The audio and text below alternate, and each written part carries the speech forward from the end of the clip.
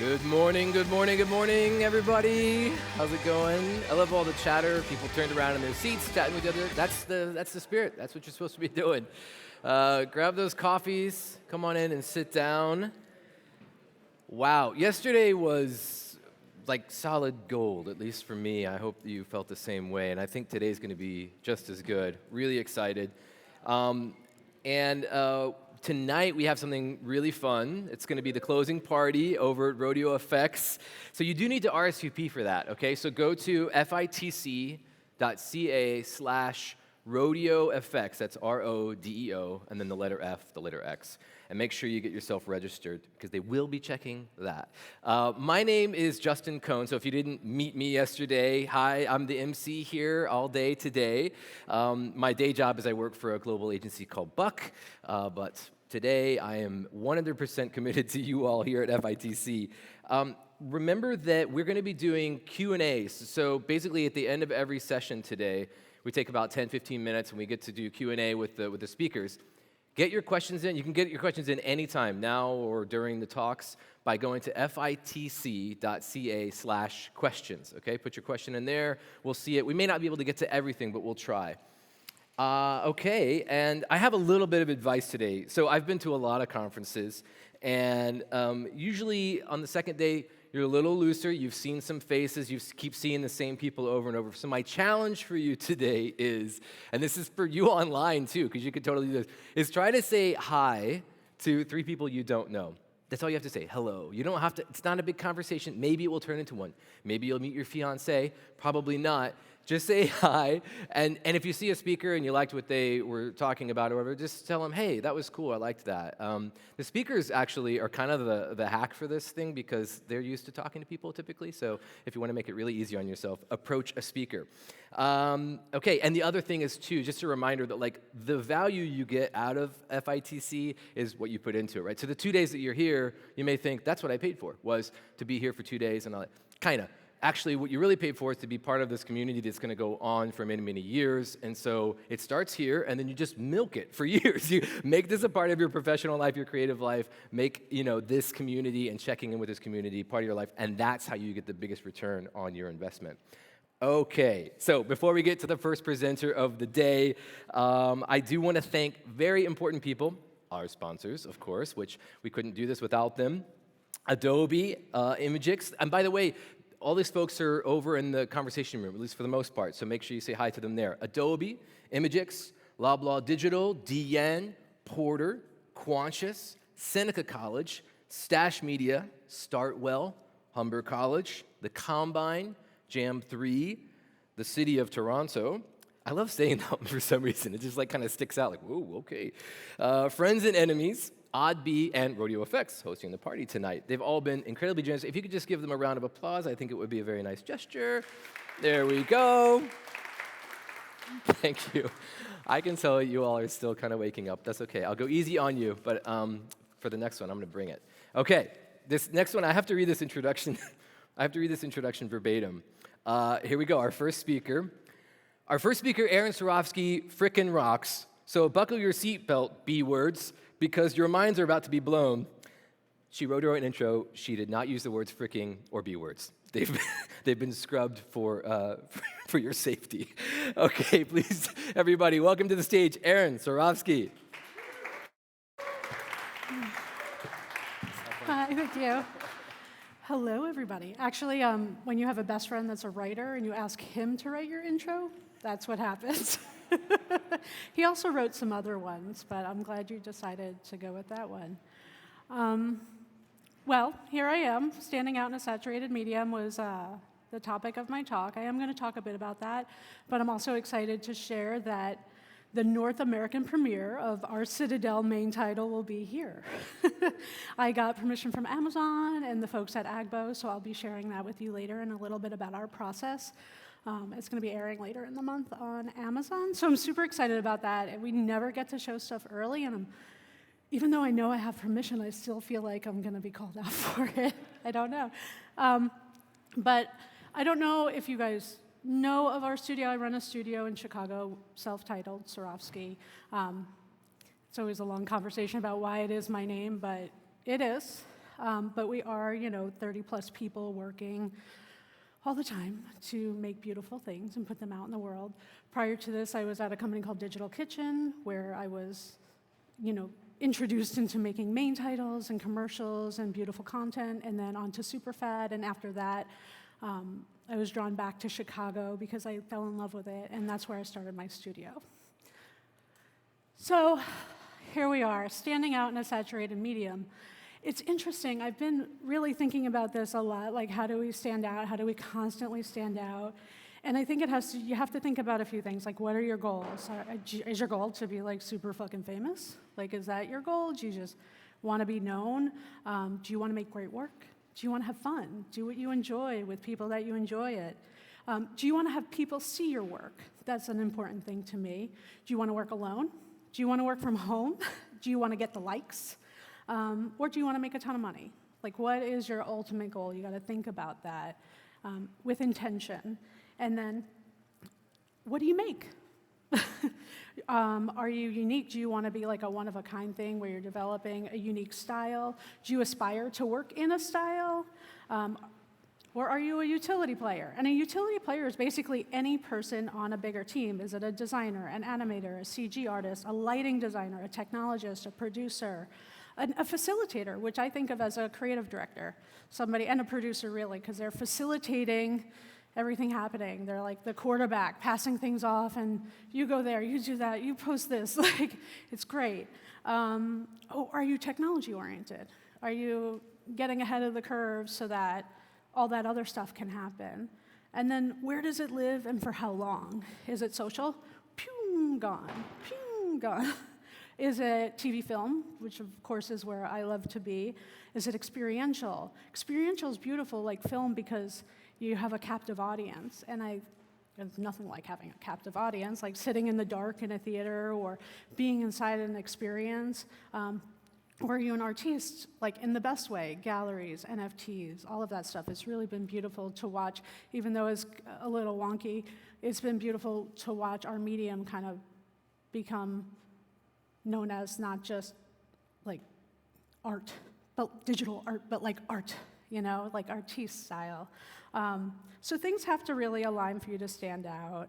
And this is where I get into archival versus disposable. For me, and this was like really the conversation I wanted to have today, which is, for me, was about legacy, because that's where I'm at in my career. Like the studio's been around for almost 15 years, and you realize legacy is more than just the work. It's what was it attached to? Where were people at when they saw it? It's how visible it is and the longevity of that visibility and influence. Did other things start sprouting up that were kind of like it?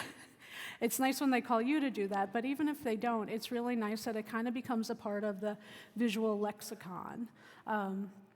So it's just really important how to make the work for you. And I just find it interesting. I think all the time about, like the other day I was looking for the Bombay Sapphire spot that PSYOP did like a million years ago. And I didn't even go to PSYOP's website because I knew it wouldn't be on there. I was just like, let me go. And I just think like, fuck, that was the shit. It was like the most beautiful spot. I still think about it, and it still holds up to itself, and I found it online somewhere. And I was just like, God, like this amazing work turned out to be so disposable. And so I started thinking about my own work and my studio's work in that way, and I kind of take you through 3 examples. So 2009-ish, I think maybe Absolute was a little later, but these kind of resonate around the same time. I did the community main title sequence and this beautiful broadcast spot for Absolute. Now, Absolute is like the sexiest brand. To work on that bottle, it's CG. We were just like kind of getting there on our CG side. It had great typography. It had all the feels. So I thought this was like going to be a big thing in terms of like defining our legacy. And yet it turned out that Community, this like little show, is the thing that everybody knows. Everybody knows. I mean, does anybody not know about Community? Okay, thank you. So it's just like one of those things, like the thing as we were making it that we thought was going to be so career defining yes, it still goes on a reel because it's a great example of CG work, that is product-oriented. So we still get good use out of it, but nobody's going to close their eyes and think of me or Sarofsky or the people that work there and think, oh yeah, that Absolute spot from 2009, So moving forward in time, okay, getting even more big, patented. We did a Super Bowl spot for Budweiser. We did this cool type. It hit all over social. People were losing their shit about it because we make fun of craft brews. And it was a huge deal. And we also, at that same time, did the Captain America Winter Soldier. Now, I have to say, when we were doing that main title, it felt special. We knew we were doing something very different for Marvel. We knew that the Russos were very big advocates of us. I mean, we went all the way back to Community, so they kind of pulled us along with them. But again, we also did a big Super Bowl spot that hit all the nerves. It was all over Twitter, all over all the things. And again, it might go in a type reel, kinetic type reel, but and somebody might go, oh, that was the thing once. I kind of remember that. But no, that's the piece. It's really hard because I feel like that's the piece that I'll always be chasing, always, because it's such a career moment-defining thing. That was in 2013, so maybe that's when I peaked. We'll see. Next one, Guardians of the Galaxy. Just, even if you forget about the title sequence, that logo, iconic, the whole franchise. We worked on every single film with James, and the one coming out, which is a beautiful film. It's please go see it. It's going to hit your heart really hard. But that same year, I did a series of spots for Jeep, and I got to film Halsey, and she was super fucking awesome. And this was on during sport ball, baseball, World Series, the World Series. Okay. So it aired during the World Series. It was a really big deal. It did really well for them. It's got that True Detective look. Double exposure, really, really beautiful. And again, as I'm making this, I'm thinking, oh, this is a big deal. I'm a director. It looks good. It's on during the biggest sport ball thing. That's not the Super Bowl, the other one.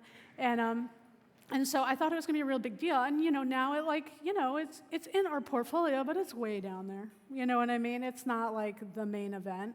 And it's certainly a good reference for our capabilities and what we could do. But again, you're in it. You feel like it's going to be the biggest thing. So I just think it's interesting to look back on your work with honesty and real, true thoughts about legacy, because it does help you choose what to do moving forward with more awareness, So this is a big thing I wanted to talk about, and actually one of our two main contributors on this Citadel title sequence that I'm going to share with you in a little bit is Ariel Costa.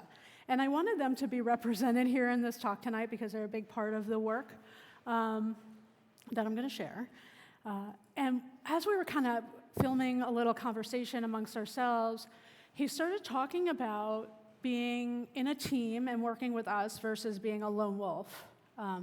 If you know Blink My Brain, that's who Ariel Costa is. Kind of a big deal. He's a really sweet guy and a real great collaborator, real amazing collaborator.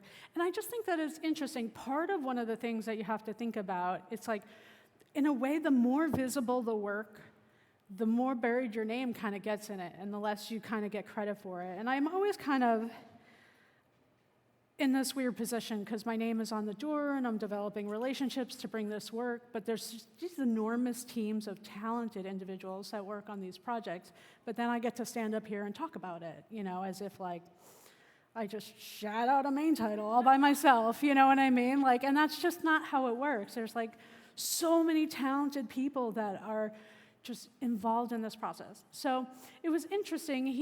We had a conversation with him, and he really brought up why he really liked working on that project, and we're moving into another project now, but why he liked working with us. And I was really surprised because I thought he was going to do this one and move on to his own work, and he certainly is practicing his work all the time.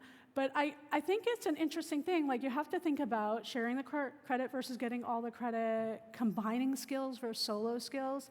I love seeing people collaborate and that, like, transference of information and excitement and, like, the yes-anding. It's like being in a comedy sketch where you just see one person build off the other person, build off the other person, and another person comes in. And if it's, like, mentored right and the vibe of the job is good, whether it's in person or on Slack, you really see, like, the problem solving and the creativity on another level. Community versus solitude. We talk about this a lot, and Justin and I were just talking about, like, when I'm home, when I'm working from home, I go from Zoom to Zoom to Zoom to Zoom. But, like, when I'm in the office, I do go from meeting to meeting, but I'm laughing all day long. Laughing. I'm just laughing all day long. And playing games, like we play Bananagrams, like we'll find 5 minutes and just find a moment to just create joy with each other. So that's something I think about a lot, that creativity and that community and all the things that fall out of that really don't have anything to do with the work, but have to do with your life and how you live. And that doesn't mean I'm an advocate for everybody storming back to work. I think that there can be balance, and we're working on a hybrid model, but I do think there's so much to just being together with people that is important, especially if you choose a career where you are working alone. Something to think about. Maybe you like that, though. Protected versus exposed. When you are working as a part of a team, that team is in place, everybody protects each other. There's overlap. If somebody's sick, somebody slides into that spot. You know, if the client fucking hates something, I come in and I take the punch. You know, my team isn't doing that. So it's, like, just really important that, you know, if you're just like a single person out there making the thing, then you're totally exposed. And then regimented versus freedom. It's interesting because, you know, I always think about freelancing or being like a lone wolf, and I think, God, that would mean less freedom. Some people think that means more freedom, but for me that means I would be always worried and having to take the next job. But for some people it does equate freedom, and you can get, like, comfortable in that. So it's kind of interesting. Okay, so here's Ariel talking about you know, his role in this project and the difference between being a single guy and part of our team. I stopped doing work for studios a very long time ago, and the reason that I decided to keep working with you guys, it's the fun that I'm having working with you guys. I feel like if you're not surrounded by people, collaborators that share the same vibe as you and have the same positive energy, I feel like that it's 100% to me. It's the right path to make a project to succeed. You know, so if I could take something good from the Citadel project, it's to me is the fun that I had working with those amazing people from the studio, and yeah, that's and I can tell you that you know, like I enjoy being like this lone wolf, but I've been enjoying working with you guys, and it's been fun. So it was great. All right. Okay. So that was exciting for me to hear, because I was like, oh, wow, like, he's not doing this just because he didn't have another job going on. He, like, actually enjoys being here and getting into the weeds with us. So I'm just so nervous and excited to show you the Citadel piece. It's been in the studio for a while. We get started early on with the Russos when they're in script phase and development. So this is a big one for us. It's going to premiere on the 28th on Amazon, and it stars Priyanka Chopra Jonas and Richard Madden. They're both super cool. This is the order that I'm going to kind of take you through the piece. I thought it'd be nice just to kind of show you a very, very, very shortened version of the process. And have any of you seen any advertising for it? Or billboards or anything? Okay. Just a couple. Oh my God, it's like everywhere. Gotta get out. Okay. So the brief was really interesting and multifaceted. So we knew that this main title was going to be challenging. It was global. Okay. Spies, espionage, duality, a lot of twists and turns and big revelations. We knew it was character-driven. And we knew it had to do with memories, like past lives. There was a process called backstop protocol in there that you'll learn about right away in the first episode, so I'm not giving anything away, where memories are erased, and so a lot of it is about rediscovering who they were, and there's a lot of surprises around that. High-tech gadgets, wardrobe that does things, intelligence gathering, all that good stuff, interconnection, all that stuff. So I'm going to play these main titles now. I can't believe it. All right, here you go.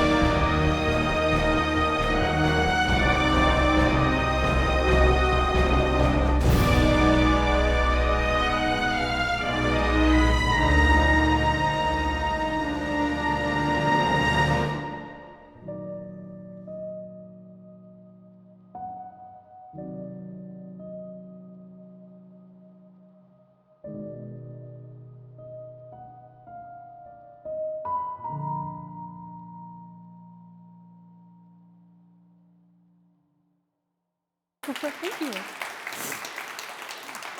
All right. Super cool. Okay. So we were working with a lot of themes. I listed a lot of them from the brief. I'm going to pull out some moments here. This is like the moment. It was shot with, the array, bullet time, all the things. But this gets into relationships. They're coming together and embrace, into action, total sexiness.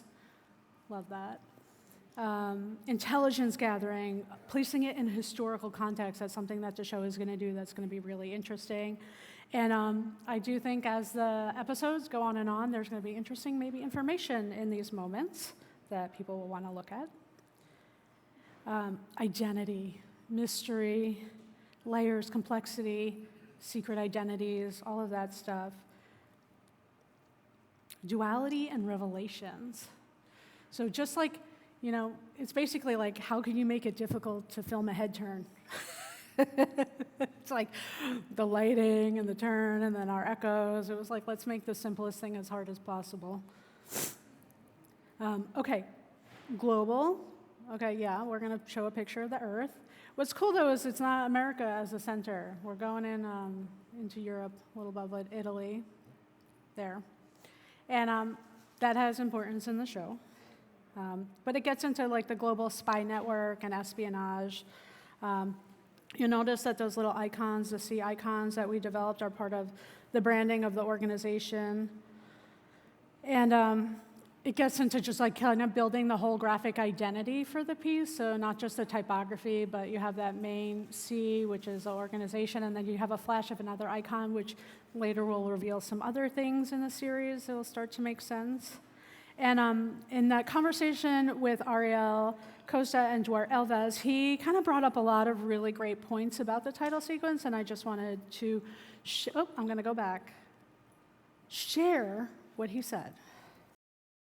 The challenge here is to create something that is very specifically for that show, that not only speaks to the themes of the show, but also visually ties into the universe that the cinematographer and the production designer created. This show is like an opportunity to explore themes that are fascinating, to start memories, identity, espionage, global espionage. We had the duality. We have like the opportunity to explore all these visually, and I think that coming up with imagery and showing that was really, really fascinating. So not only like the technology part of it, but also like for example, dealing with time and how do we show the passage of time. And this is like where this echo idea came from, and like just thinking about chronophotography in general, and just like as a way to show the passage of time in a photograph. But then taking that into motion, and how do we move the camera around these frozen moments?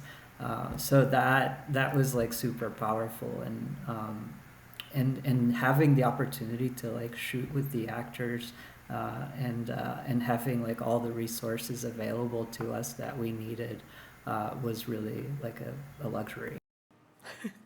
I'll put it mildly.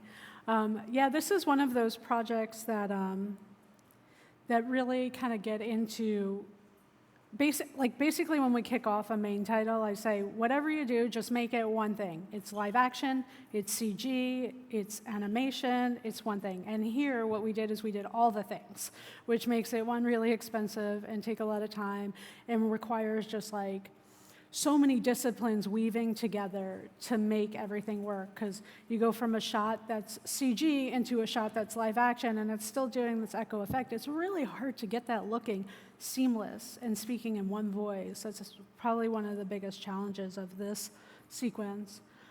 Okay, the original boards. I know people love seeing the original boards, so I'm going to show you the two that were kind of the foundation of it.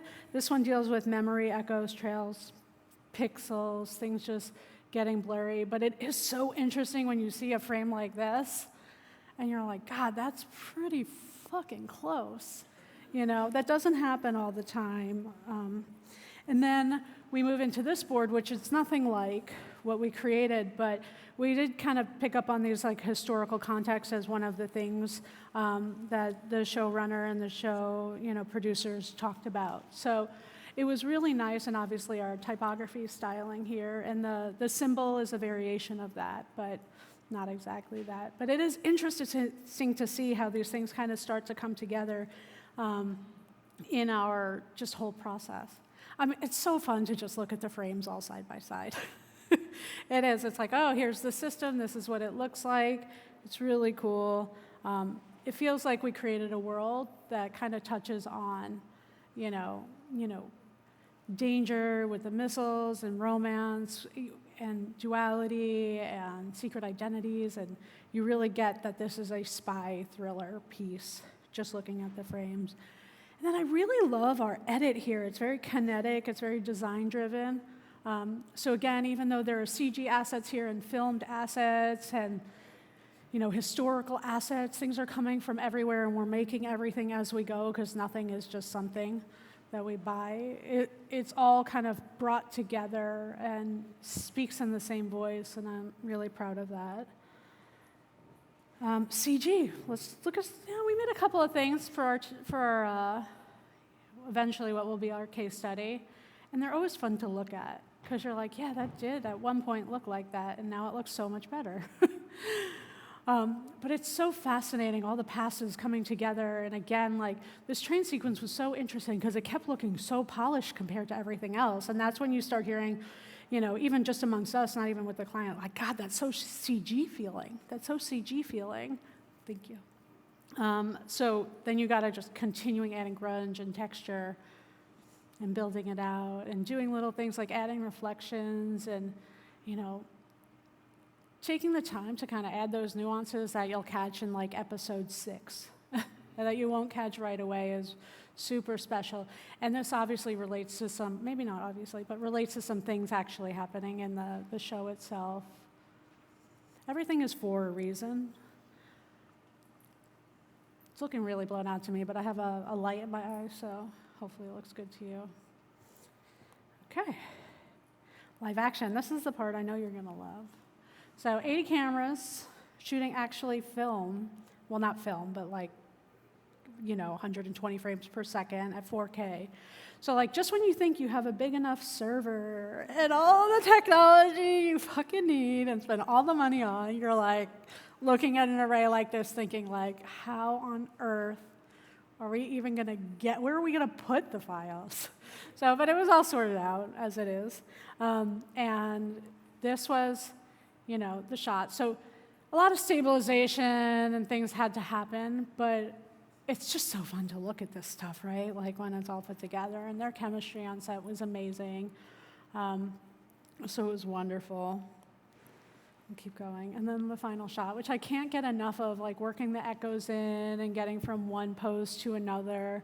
It's one thing when you're shooting it and you're capturing all the things, but then when you know you have to apply your look to it and actually getting it working, there's this leap of like you're making the thing, and then it's like, no, it doesn't look right. Try this. No, it's not right yet. Like I still can't see. We gotta, and it's nice to like when all the stars align and you get the shot exactly how it's supposed to be. It's pretty cool. Another thing I wanted to talk about were the branded elements. So we were in cahoots with Amazon marketing, their whole team on that side. It was a big kind of global experience, and they were doing a lot of PR for it. And some networks and platforms really don't care if what's in the show is the same as how they're marketing it. And I have to say that sucks. It sucks when you spend all this time making a show logo for the main titles, and then you see out in the world all the billboards, you're all excited about it, but it's not your logo.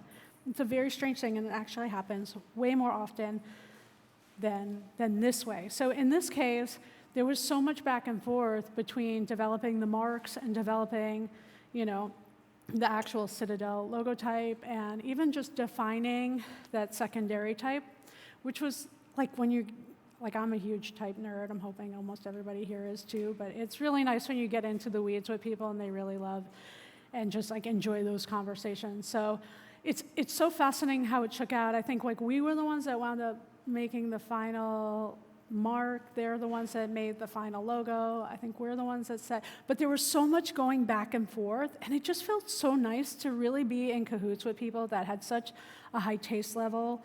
And it just felt like everybody was making everything better instead of pulling it apart. And so even like if they tested a logo, I don't know if they actually tested it or just like ran it by people, but when they were testing, this would come in that this was more legible or that, it was like, okay, well, let's now do this to it and try that to it and try it in this context. So it was never like an aw shucks. It was like, okay, yeah, let's go from there. And it was really, really super cool. Here, this is cool because what I'm showing you is we made the main title on the left, and that's our final sequence, and this is the stuff that we're seeing in all the apps, like in all the social and everything. And it's great to see your work reflected in their work. Like you couldn't necessarily tell that Amazon put that together and we put that together, and I think that's a beautiful thing when you can see that. That means like you actually had influence on like the whole bigger scheme of the whole thing, and it's just pretty cool. Okay, so what the fuck does Citadel have to do with standing out in a saturated medium? Like one, I was just super excited to show it to you. I never get to show work, especially before the show comes out. But it has to do with like me setting goals for the company and for myself personally. Like I want to do work that works. I want that works for my clients, that does translate into marketing, and that does accurately represent the show that it's on or the brand that it's for. I want to create work that creates more work for me, so I want to survive. I want my studio to thrive and the people that work for me to have access to great work in the future. And I want to do work that helps build a legacy, so brief-driven work that really stands out in the world that people see. And so this project was really an opportunity for us to stand out, to be visible, to have a strong base and really work with filmmakers that create shows that like really stand out in the world and I think are trying to do some good out there. And we felt like this was a great challenge that we could live up to, so not just getting the easy thing in, but doing the hard thing. Like hitting all of those points on the brief, or even some of them, would have been crippling, for me like 20 years ago. But now it was like, okay, like how can we weave that in? How can we make those things make it stronger? And then, collaborating with Amazon and really doing something that influences their process and what they put out in the world from a marketing perspective. So I think it's a great piece. I hope you guys do too, but we'll see in 10 years when I come back if I am showing that on the bottom or on the top. I do think it's a keeper, though. It's going to be a big franchise, and I'm super optimistic about it. And just this moment here, I can't get enough of. So that's it. Thank you, guys. All right. Let's do a little Q&A, yeah? Yeah, let's All go right, for it. you can go to the far seat. I'll go to the near one. Okay. If you haven't already, go to fitc.ca/questions, and you can submit questions for Erin there. She's the first talk on day 2, so it should be pretty easy to find. That works for everybody online as well, obviously. Okay, I have a ton of questions. Oh my God, I'm ready. So, okay, gosh. Let's start with kind of what you ended on a little bit, and what you also started with, which is, I think, the right framework. What are your goals? Because everybody tries to do everything all the time, and you can't. Yep. Okay, you were talking a lot about professional goals, but you did talk about, your personal goals too. Mm-hmm. How much do you have to factor in? I mean, you're a parent, for one thing. How much do you have to factor in your own personal goals, and when do they conflict sometimes, and how do you deal with that? Everybody thinks, people talk about work-life balance, but I believe I just get one life, and so everything is all mixed together all the time. I'm always working, and I'm always parenting, I'm always this, and I'm always that. And really, it's just what takes your attention in that moment. Okay. So if I have a day and it's kind of light, I make sure I give attention to the other thing, because I know there's going to be a day when there's not. So I'm much more intentional about, my time than I've ever been before, and thinking of that more as my commodity than anything. So being more present. It does make me very tired at the end of the day. Yeah. Well, it's it's hard to be everything to everybody all at once, but and I'm certainly not perfect. My husband stays at home with the kiddos, and we have help at home, so we're very privileged. Yeah. So there's things that I don't have to worry about. Sure. And it's not like a one-man band at the studio. I have managing directors and head of production, and when I need to be involved, I am, and when I don't need to be, they're taking care of it. And there's been most of my team has been with me for a really long time, not necessarily since the beginning, but Dwart's been 10 years, Steven Anderson, my managing director, 8 years.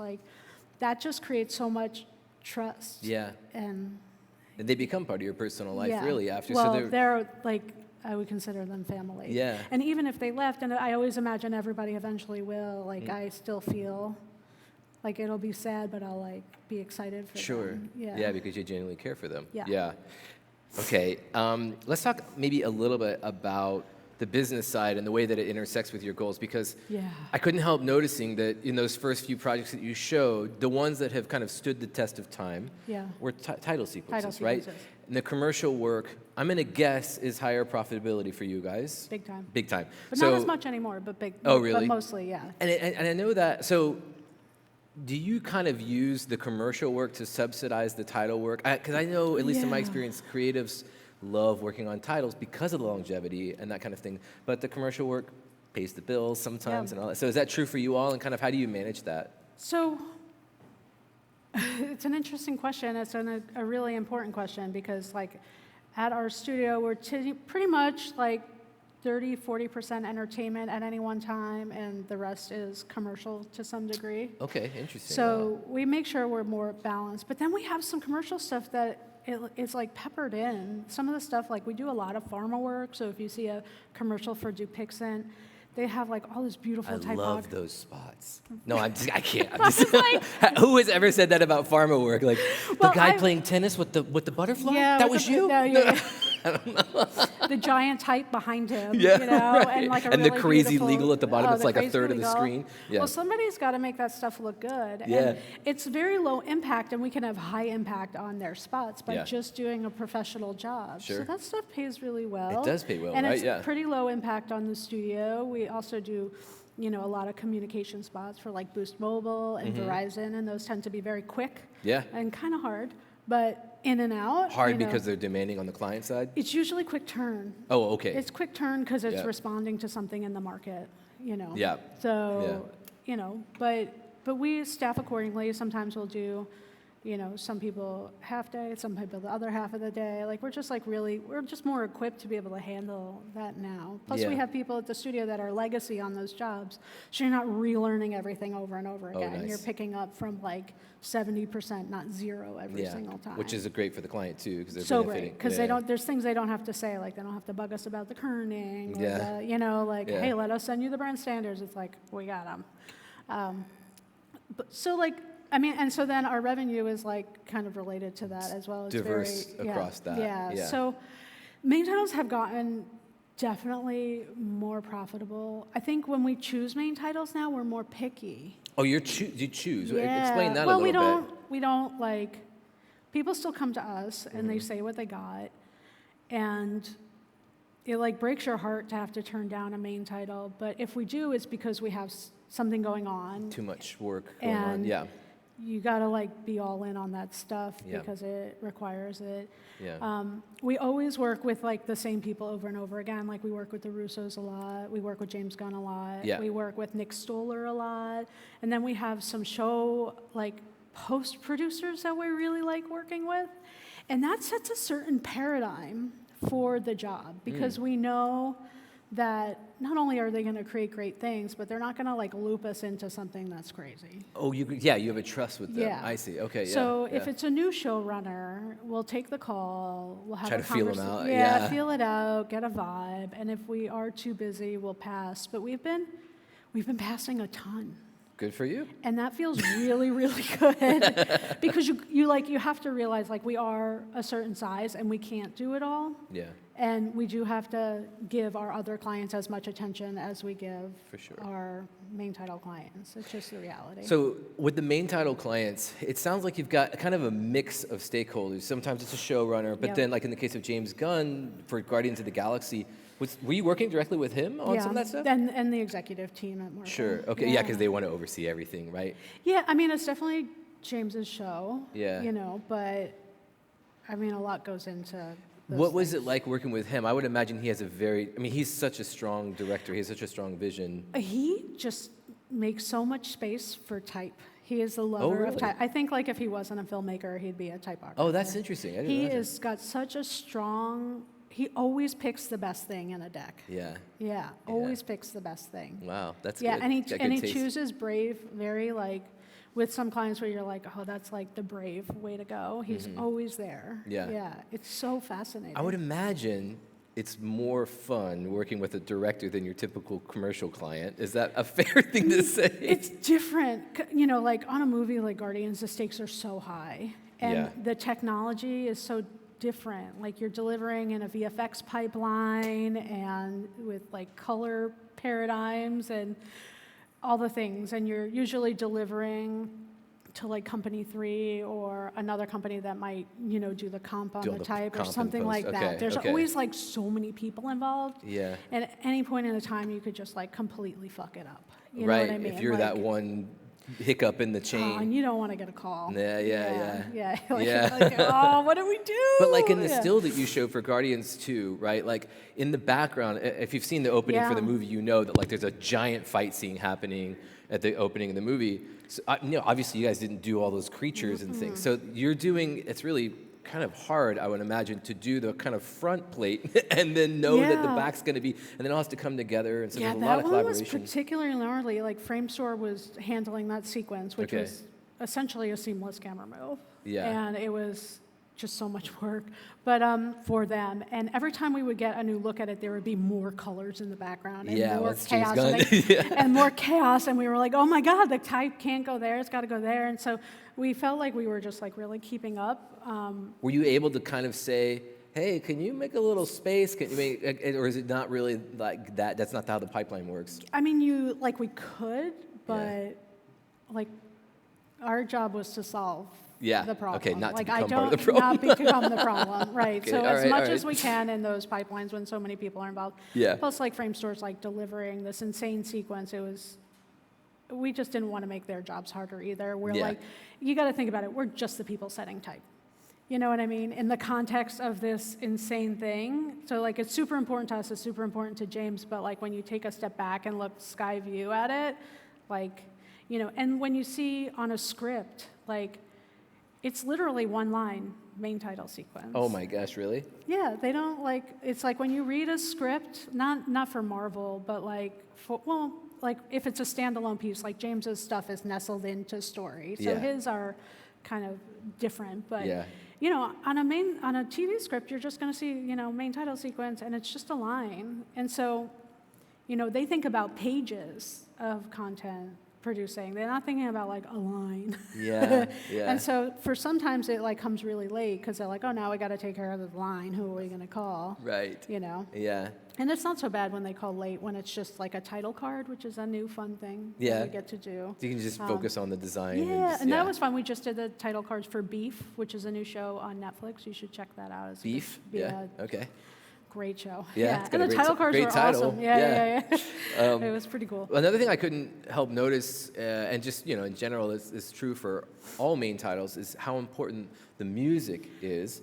And so I'm just kind of curious, is there a general process? Like, how do you work with that? Because especially for film, I mean, that's a huge thing unto itself. How do you work with that? And, like, is there a back and forth at all? Like, how does that go? Kind of rarely, you know? Really? Yeah, Yeah. usually, like, we get it. They And- give you the music? And we're either really happy or super disappointed. Yeah, because you know you're going to have to be designing to that. Yeah. Okay. Yeah. So like we got the Citadel track pretty early, and like we were so relieved and It's happy. cool. Yeah. It's cool. And it helps motivate the yeah, edit. and all that. it has arc to it. Yeah. So in the end, we could do this kind of minimal thing after we just kind of like Yeah. exploded it out. Yeah, So, it's beautiful. That soundtrack is yeah, really nice. Yeah. you know, it's really hard when you get, first of all, like the only thing, so I always say design is an opinion because, I mean, we can all select a typeface and do a thing, and we all can have, and like the way we have an opinion about interior design, we all have Sure. our taste level, we all have opinions, but music, that's even more subjective than design, Yeah, like yeah. even more subjective. So that's like an area where we really got to trust our showrunner, the Okay. person making the decisions Yeah. about that. Yeah. That makes sense. Sometimes you get a thing and you're like, God, give us something here, you know, and you'll ask for it and, you know, they'll do it. Yeah. But, you know, we just did Werewolf by Night, and Michael, oh my God, I always butcher his last name, Giacone? Oh my God. The composer? Yeah, he was also the director. Whoa. And so working with him of the So he had lots of opinions. oh my God, it was amazing though. No, Yeah. it was back and forth because he, you know, he made things happen where they were supposed to happen because he was so a part of the conversation cool. of building the visuals. Yeah. And Wow. it really became a beautiful main. That's title got to be sequence. pretty rare, though. I mean, Completely. yeah. Total. The only other person I anomaly. can think who might do that is the guy who did those Spy Kids movies. Yeah. Yeah, he does a lot of his own music That's too, true, right? yeah. For better or worse. Cool. That's all the time we've got for questions. Everybody, let's give a round of applause to Erin Sarofsky. Thank you so you. much. Super fun. We got like a 15-minute break. Head over to the conversation room if you haven't already. Check out the booths over there. There are still drink tickets being given away today. Those are mostly for the drawing room, which will open up later today. The drawing room is the lounge upstairs. If you didn't head over there yesterday, you can get drink tickets, as I said, over there. And I'll see you in, 15 minutes. So like 10:40-ish, is that right? Yeah. Thank you, everyone. Thank you. Super fun.